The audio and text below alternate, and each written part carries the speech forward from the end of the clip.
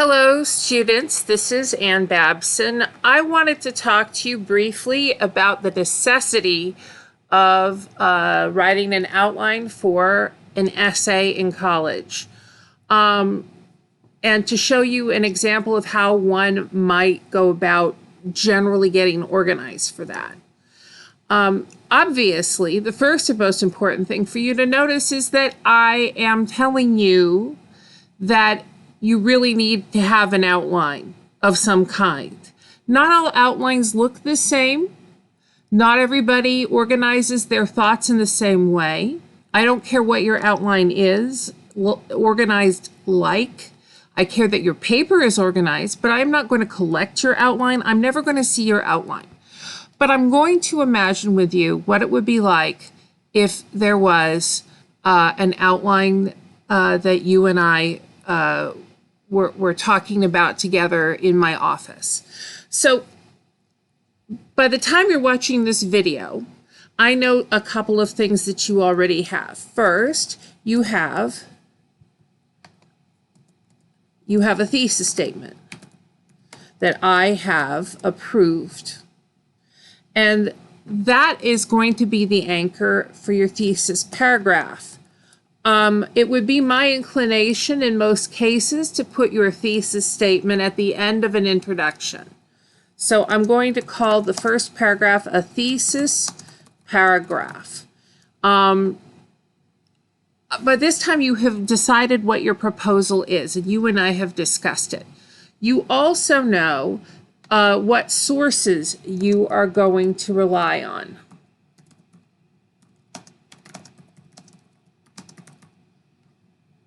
So I'm going to say these, whoops, I misspelled that. You see that there are a number of options here for things that you already have. I know what goes in my first paragraph. I also know this paper has to be 4 full pages. Full means full, I'm writing here. Normally that is about 8 paragraphs to 10 paragraphs. As I get organized, and I know I'm going to change this, an outline is never completely static. It's a working document while I write the paper. It gives me a sense of where I am. I know that I have sources 1, 2, 3, and 4 at a minimum, 2 of which will have page numbers as discussed in class. And I am relying on some library research. And so let's say that I am proposing something fun, something silly. I'm not proposing anything about racism that's so serious, but so that we can have a lively conversation. I'm going to assume that I am proposing that Southeastern students should all be given sports cars. That's my proposal. So what would be my reasons for proposing that? If I have a thesis paragraph, and I know that my last paragraph is going to be a summary conclusion of everything that I already have said in the paper, and I'm going to restate my proposal, which is my thesis in new language. I need to have, if I'm going to write a 10-paragraph essay or an 8 to 10 paragraph essay with 2 paragraphs that are already accounted for, the thesis paragraph and the concluding paragraph, I'm going to need to have 6 to 8 major points of defense of my proposal, at least one of which should be some kind of refutation or disproving of a counter argument against my idea that I'm proposing. So what are some ideas I'm going to brainstorm based on my research that I've done about how maybe I've read a poll that shows how many people are super happy when they have a Tesla X, or maybe I have read a proposal about some other kind of thing that will make me exceedingly happy, that it will somehow boost the resources of the university, I have to think of 6 to 8 reasons why, at least let's say 5 good solid reasons why this is an excellent idea, and at least 1 paragraph where I handle the counter arguments. So I'm going to imagine that each of these paragraphs is going to have subpoints.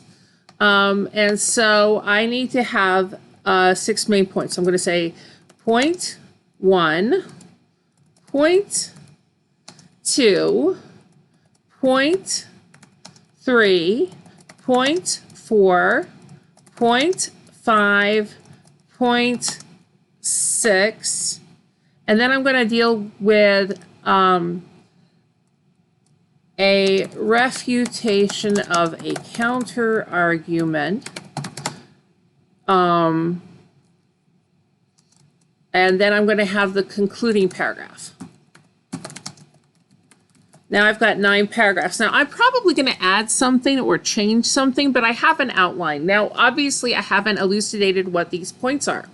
So let me think of some. So my thesis paragraph: I propose that all students at Southeastern receive luxury sports cars.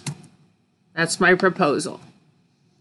I'm going to have, as 1 point, hang on just a second. This would make students happy. I'm going to need to quote a source. Source: interview with happy student with sports car. Now, I'm going to have to make a quotation sandwich out of this, but I'm just making a list of things that I can talk about. An article quoting, I'll call this also a source. Source: an article quoting Elon Musk about Tesla cars. And I'm going to have these be the things that I talk about. For each of these sources, I'm going to introduce them, I'm going to quote them, and I am going to curate them. And at the end of the paragraph, I am going to talk about how all of this will help prove my proposal is sound. So point 2, purchasing such cars in Hammond would boost the local economy. I will have source, a discussion of car manufacturing in America. Because we're buying Teslas, we're boosting American manufacturing. I will quote probably an economist who talks somehow about the idea of supply and demand, and how revenue flowing into Hammond would help boost the local economy. Point 3, let's see, what can I say? Students who own sports cars are more likely to find love, get married, have children, and send their kids to Southeastern. I will need to quote Elon Musk about how sexy his cars are. Quotation from a popular song about cars. Quotation about legacies and alumni. from the Southeastern Alumni Association, AA for Alumni Association. Those will be my points. Let's see, what else can I say is a reason? I wish that you were in the room with me. Normally I do this kind of exercise with students in the room, and you all have probably some more ideas. The fact that these are electric Tesla cars is good for the environment. If I spelled environment readily. Source something about carbon footprints in my research.